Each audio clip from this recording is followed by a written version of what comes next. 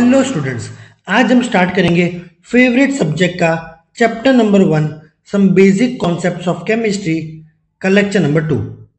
आज हम देखेंगे properties of matter and their measurement, यानी मैटर की कुछ इंपॉर्टेंट प्रॉपर्टीज देखेंगे और उनके मेजरमेंट और यूनिट के बारे में पढ़ेंगे।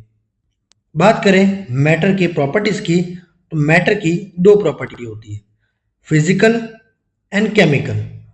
पहले देखते हैं physical property which can be observed और measured without changing the identity of the substance, यानी बिना सब्सटेंस की पहचान चेंज किए हम उस प्रॉपर्टी को ऑब्जर्व या तो मेजर कर सकते हैं। एग्जाम्पल स्टेट, यानी स्टेट ऑफ मैटर। अगर मैं आपको पूछूं कि जो आइस है उसके मैटर का स्टेट क्या है, तो आप बोलोगे सॉलिड। तो ये जो मैंने पूछा कि आइस का स्टेट क्या है, सॉलिड लिक्विड गैस, स्टेट क्या है, तो आपने इसका आंसर दिया सॉलिड। क्या इसके आंसर आने से इस सब्सटेंस की जो पहचान है क्या उसमें चेंज आ रहा है? क्या आंसर आने के बाद ये कुछ और बन गया? नहीं, आंसर आने के बाद भी क्या रहेगा? आइस।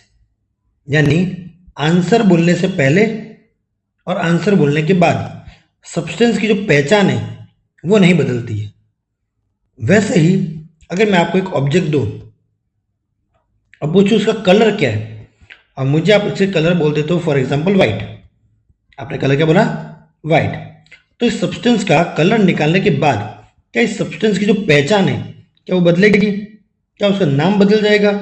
नहीं, उसका कुछ नहीं बदलेगा। वो सब्सटेंस की पहचान वैसी की वैसे रहेगी, उसकी पहचान चेंज नहीं होगी। यानी ये जो प्रॉपर्टी है इसका कलर, वो एक फिजिकल प्रॉपर्टी है। वैसे ही किसी सब्सटेंस का ऑर्डर यानी स्मेल निकालने से वो सब्सटेंस चेंज नहीं हो जाता। वैसे ही मेल्टिंग पॉइंट और बॉइलिंग पॉइंट में भी, यानी वो प्रॉपर्टी जिसको हम ऑब्जर्व यानी देख सकते हैं, मेजर यानी माप सकते हैं, बिना सब्सटेंस की आइडेंटिटी यानी पहचान बदले, वो होती है फिजिकल प्रॉपर्टी। केमिकल प्रॉपर्टी की बात करें तो property which can not be observed और measured without changing the identity of the substance, बिना सब्सटेंस की पहचान को बदले इसको मेजर ही नहीं किया जा सकता, उन्हें कहते हैं केमिकल प्रॉपर्टी। यानी इन प्रॉपर्टीज में सब्सटेंस की पहचान चेंज होगी, सब्सटेंस की जो आइडेंटिटी है वो क्या होगी? चेंज होगी। चलो इसके एग्जांपल देखते हैं। पहला एग्जांपल है रिएक्टिविटी। सपोज करो आपके पास एक सब्सटेंस है ए, मुझे चेक करना है कि ये सब्सटेंस बी के साथ कैसे रिएक्ट कर रहा है। मुझे चेक करना है कि सब्सटेंस की ए, जो सब्सटेंस है ए, उसकी बी के साथ रिएक्टिविटी कैसी है, क्या ज़्यादा रिएक्ट कर रहा है, कम रिएक्ट कर रहा है, किस तरह एनर्जी आ रही है या किस तरह एनर्जी लग रही है। यानी मुझे ए की क्या निकालनी है? रिएक्टिविटी। जब ए बी से रिएक्ट करेगा तब तो वो सी बन जाएगा। हाँ, मुझे आंसर तो मिल जाएगा कि किस तरह रिएक्ट कर रहा है, कि ज़्यादा रिएक्ट कर रहा है, कम रिएक्ट कर रहा है, सब पता चल जाएगा।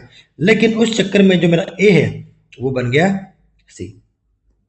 सब्सटेंस की जो पहचान है वो बदल गई, यानी ए को बी रिएक्ट कराते वक्त सी बन गया।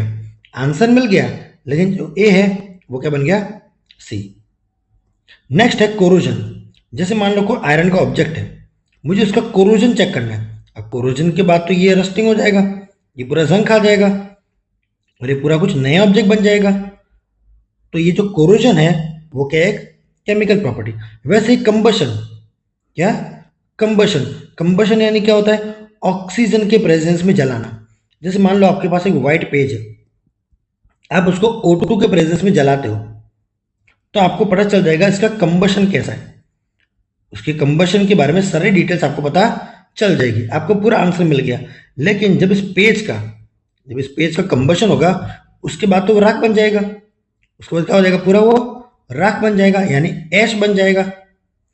अगर आप इस सब्सटेंस को देखो, कंबशन से पहले तो वो पेज था, लेकिन जैसे आपने इस प्रॉपर्टी को मापा, मेजर किया, आपका जो आंसर है, जो आइडेंटिटी है, अब वो चेंज हो गई।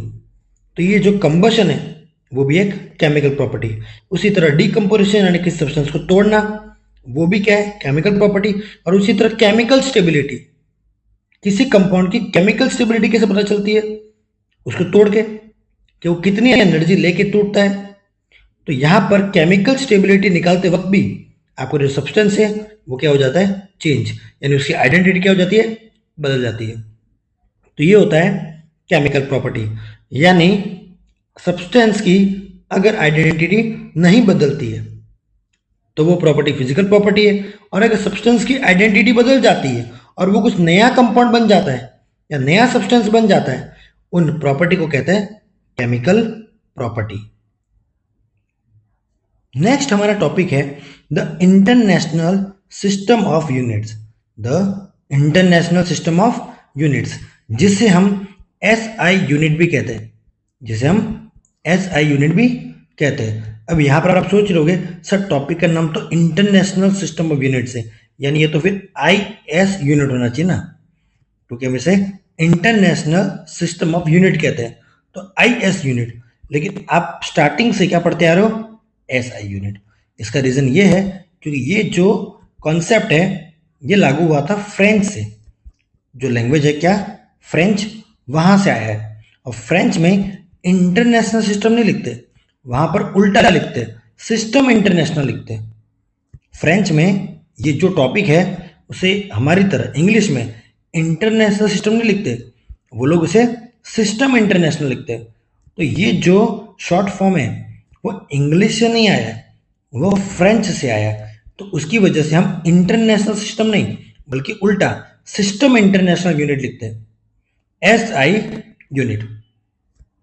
अब यहां पर इंपॉर्टेंट डिस्कशन, जो ये एस आई यूनिट हम पढ़ रहे हैं ना, इसे काफ़ी सालों में तैयार किया गया था, मतलब काफ़ी सारी कमिटीज असेंबली होने के बाद इन यूनिट्स को डिफाइन किया गया था, इन सारे यूनिट को डिफाइन किया गया था। अब लेकिन जो डिफाइन किया था, जो डेफिनेशन था, वो हमें नहीं पढ़ना है, हमें उन डिफाइन की गई जो 7 यूनिट थी, जो 7 यूनिट्स थी, बस हमें उन्हीं को स्टडी करना है। वो यूनिट्स को किस तरह डिफाइन किया था वो हमें नहीं जानना है, हमें सिर्फ ये जानना है कि वो 7 यूनिट कौन सी है। चालू करते हैं बेस फिजिकल क्वांटिटी। तो सबसे पहले लेंथ, सबसे पहले क्या है, लेंथ। और लेंथ का जो सिंबल है वो है एल, स्मॉल एल, और उसकी जो यूनिट है वो है मीटर। क्या है, मीटर, यानी जो मीटर है वो लेंथ की एस आई यूनिट है। क्या है, एस आई यूनिट, और उसका जो सिंबल है वो है एम। नेक्स्ट है मास। मास को रिप्रेजेंट किया जाता है स्मॉल एम से, जिसकी यूनिट है किलोग्राम, जिसका सिंबल है केजी। उसी तरह टाइम को लिखा जाता है स्मॉल टी, टाइम का सिंबल है स्मॉल टी, जिसकी यूनिट है एस आई यूनिट है सेकेंड, और सिंबल है स्मॉल एस। इलेक्ट्रिक करंट की जो सिंबल है वो है आई, कैपिटल आई, और उसकी जो एस आई यूनिट है वो है एम्पियर, जिसको रिप्रेजेंट किया जाता है विद कैपिटल ए। फिर बात करते हैं थर्मोडायनेमिक टेम्परेचर की। देखो थर्मोडायनेमिक टेम्परेचर इसलिए लिखा हुआ है क्योंकि केल्विन में हमको मापना है। जो थर्मोडायनेमिक टेम्परेचर है वो केल्विन को रिप्रेजेंट करता है। तो यहाँ पर आपको टेम्परेचर नहीं, आपको पूरा बोलना है थर्मोडायनेमिक टेम्परेचर सरनेम के साथ। थर्मोडायनेमिक टेम्परेचर को रिप्रेजेंट किया जाता है कैपिटल टी से, जिसकी यूनिट है केल्विन, और केल्विन को रिप्रेजेंट किया जाता है विद कैपिटल के। फिर आता है अमाउंट ऑफ सब्सटेंस। क्या आता है, अमाउंट ऑफ सब्सटेंस, उसका सिंबल है एन, उसका सिंबल है एन, जिसकी यूनिट है मोल, एम ओ एल ई, मोल, और उसको रिप्रेजेंट किया जाता है with the symbol M O L. वाह, कितनी मदद कर दी देखो इन्होंने। अब यहां पर किलोग्राम को केजी करना तो समझ में आता है, काफी मदद की कि बड़ा किलोग्राम कौन लिखेगा, सिंपल केजी। जैसा आप बोलते हो किलोग्राम काफी लंबा है, तो उसकी शॉर्ट फॉर्म क्या हुआ, केजी। लेकिन ये देखो यहाँ पर फुल फॉर्म मोल है और उसका सिंबल भी मोल है, तो खाली यहाँ पर ई हटा दिया, बहुत मेहरबानी की इन्होंने हमारी। तो यहाँ पर क्या किया, जो मोल है उसका सिंबल भी मोल है, तो यहाँ पर आपको कंफ्यूजन नहीं रखना है। जैसे आपको किलोग्राम का केजी पता है, सेकंड का एस भी पता है, तो मीटर का एम भी पता है, वैसे आपको मोल का मोल भी याद रखना है कि जो मोल है उसका सिंबल मोल है। यानी कभी भी या लास्ट में ई आए कि ना आए, वो एक ही बात है।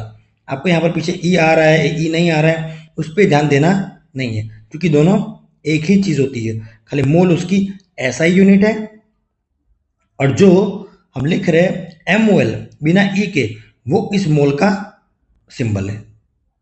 नेक्स्ट है लुमिनस इंटेंसिटी। क्या है? Luminous intensity. लुमिनस इंटेंसिटी का सिंबल है आई वी।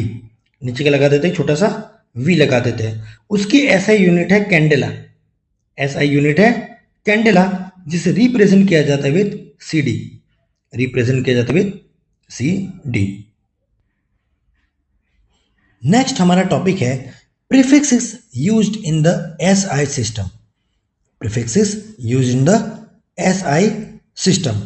अब यहां पर जो वर्ड लिखा है प्रीफिक्सेस, अब इसका मतलब क्या होता है? जैसे आपने पढ़ा होगा मीटर। क्या पढ़ा है? मीटर। अब जो मीटर है वो तो एसआई यूनिट है। मीटर क्या है? एसआई यूनिट है। लेकिन हर बार मीटर ही यूज हो वो जरूरी नहीं है। कई बार मीटर से बड़े या मीटर से छोटे यूनिट भी हमें यूज करने पड़ते हैं। जैसे कि अगर आपको ए से बी डिस्टेंस मापना है, लेकिन जो ए और बी डिस्टेंस है वो काफी ज्यादा दूर है, काफी यानी काफी ज्यादा दूर है, तो आप उसको मीटर में थोड़ी मापोगे, आप उसको मापोगे किलोमीटर में। और जो आपने भी किलो बोला, बस वही तो है प्रीफिक्स। यानी एस आई यूनिट के पहले जो हम लिखते हैं उससे प्रीफिक्स कहते हैं। यानी किसी भी चीज के पहले अगर कुछ लिखे तो वो प्रीफिक्स है, और यही इंपॉर्टेंट प्रीफिक्स हमको समझना है। जैसे आप किलोमीटर बोलते हो तो इसमें मीटर क्या है? तो वो तो ऐसा यूनिट है। के यानी के यहां पर हमारा प्रीफिक्स है। अब वैसे हम बोलते हैं सी एम यानी सेंटीमीटर, तो मीटर तो ऐसा यूनिट है, और जो सी बोलते हैं वो एक तरह का प्रीफिक्स है। तो वैसे ही किलोमीटर का किलो, सेंटीमीटर का सेंटी, वैसे ही आपको बहुत सारे प्रीफिक्स यहाँ पर पढ़ने हैं। और वैसे यहाँ पर 10⁻24 से लेकर 10⁻⁻24 तक बहुत सारे मल्टीपल होते हैं, यानी बहुत सारे प्रीफिक्स होते हैं। अब यहाँ पर आप सब थोड़ी पढ़ने बैठोगे, तो आपको यहाँ पर ध्यान रखना है कि आपके लिए इंपॉर्टेंट कौन सा प्रीफिक्स है। तो यहाँ पर 10⁻12 से 10⁻⁻12 ज़्यादा इंपॉर्टेंट है।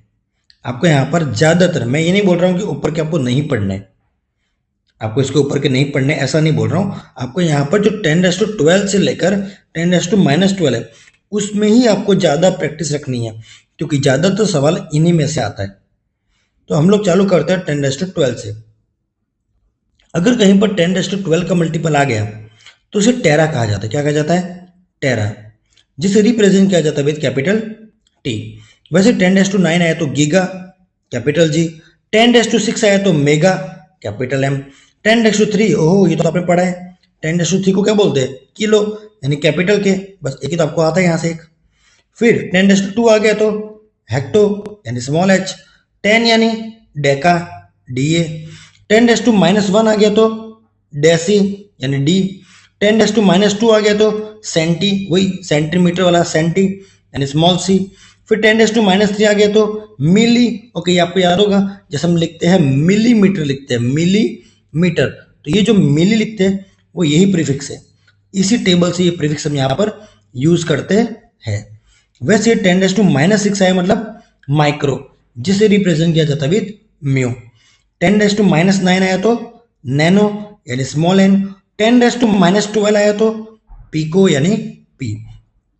अब यहां पर कंफ्यूजन कि सर इतने सारे प्रीफिक्स मल्टीपल कैसे याद रहेंगे? ये सारे याद रहेंगे आपको प्रैक्टिस करने से। हम धीरे धीरे नंबर ऑफ क्वेश्चन इसके प्रैक्टिस करेंगे, और ऐसे धीरे धीरे आपको सारे मल्टीपल और उनके प्रीफिक्स याद रह जाएंगे।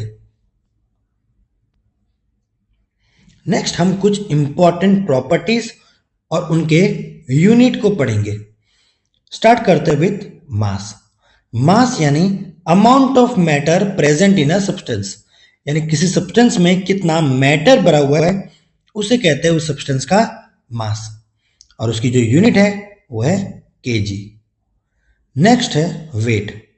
वेट यानी ग्रेविटेशनल फोर्स एक्सपीरियंस्ड बाय अ सब्सटेंस, यानी एक सब्सटेंस कितना ग्रेविटेशनल फोर्स एक्सपीरियंस कर रहा है उसे कहते हैं उस सब्सटेंस का वेट।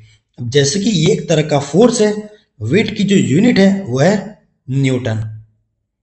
नेक्स्ट है वॉल्यूम। वॉल्यूम यानी amount of space occupied by a substance, यानी एक सब्सटेंस कितना स्पेस ऑक्यूपाई कर रहा है, कितनी जगह रोक रहा है, उसे कहते हैं उस सब्सटेंस का वॉल्यूम। और उसकी जो यूनिट है वो है मीटर क्यूब। नेक्स्ट है डेंसिटी। डेंसिटी यानी mass per unit volume of a substance, यानी सब्सटेंस के कितने वॉल्यूम में कितना मास भरा हुआ है, सब्सटेंस के कितने वॉल्यूम में कितना मास भरा हुआ है, उसे कहते हैं उस सब्सटेंस की डेंसिटी। और उसकी जो यूनिट है वह है केजी पर मीटर क्यूब। नेक्स्ट है टेम्परेचर। टेम्परेचर यानी measure of the average kinetic energy of the particles in a substance, यानी सब्सटेंस के अंदर जो प्रेजेंट पार्टिकल्स हैं उनकी एवरेज काइनेटिक एनर्जी का मेजर, उसे कहते हैं उस सब्सटेंस का टेम्परेचर। और टेम्परेचर की 3 यूनिट होती है, डिग्री सेल्सियस, डिग्री फ़ारेनहाइट और केल्विन। अब यहां पर आपको इन तीनों में रिलेशन पता होना चाहिए। सबसे पहले हम स्टार्ट करते हैं with degree Fahrenheit. Degree Fahrenheit होता है is equal to 9/5 degree Celsius plus 32। वैसे ही अगर आपको केल्विन निकालना है तो आपको डिग्री सेल्सियस में 273.15 ऐड करना है।